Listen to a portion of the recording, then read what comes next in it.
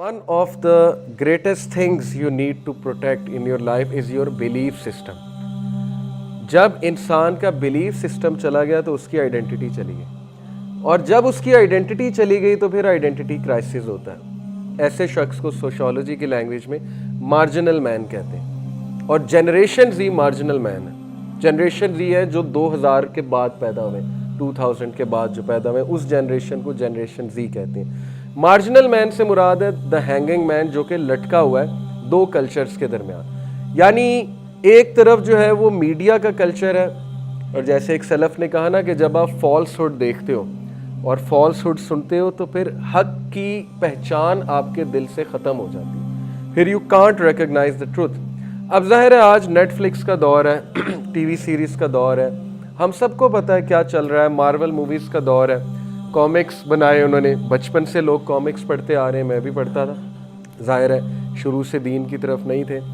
तो बहुत बड़ा चैलेंज है हमारे लिए कि हमने उनकी कल्चरल वेव को कैसे काउंटर करना है, क्योंकि ये कल्चरल वेव सिर्फ एंटरटेनमेंट के हवाले से नहीं है, ये बाकायदा हमारा बिलीफ सिस्टम हिट करने के हवाले से। अब मैं ये नहीं कह रहा कि वो कोई साजिश कर रहे हैं बैठ के, ये अल्लाह बेहतर जानता है कि वो एक साजिश के तहत कर रहे हैं या वो बस पावरफुल है तो अपना कल्चर आगे भेज रहे हैं। ऐसे ही होता है ना, जो पावरफुल होता है वो अपना कल्चर आगे भेजता है, बस इतनी सी बात है। तो कल्चर वो अपना आगे भेज रहे हैं और उस कल्चर के साथ उनकी आइडियोलॉजी भी आगे आ रही है, और हमारा बिलीफ सिस्टम ख़तरे में। हमारा बिलीफ सिस्टम क्या है मोटे मोटे अल्फाज में, कि अल्लाह और रसूल की बात फ़ाइनल है। ये हमारे बिलीफ सिस्टम का बहुत बुनियादी रुकन है।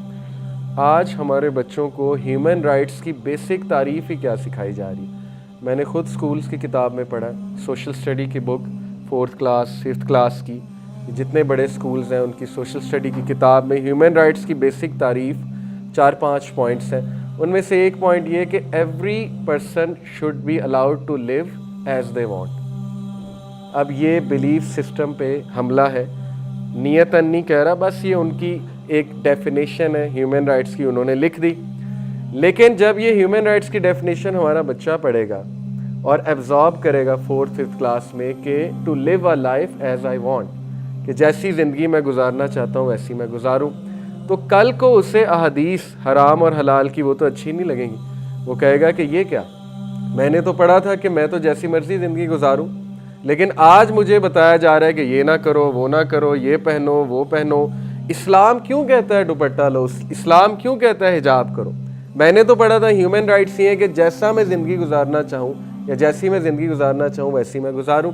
तो ये फ़लसफ़ा ना सिर्फ किताबों में, बल्कि ये फ़लसफ़ा टीवी सीरीज़ में, कार्टून मूवीज़ में, हर जगह से बम्बार्ड किया जा रहा है हमारे बच्चों पे।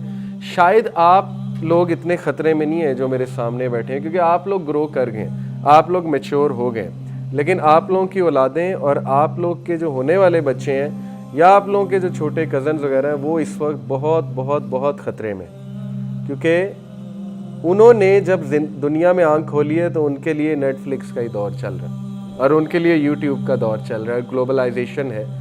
तो मैं इन चीज़ों को इतना नेगेटिव पोर्ट्रे नहीं करना चाहता, क्योंकि लोग जल्दी से ये कहेंगे कि ये देखो जी ये टेक्नोलॉजी के दुश्मन है, ग्लोबलाइजेशन के दुश्मन है।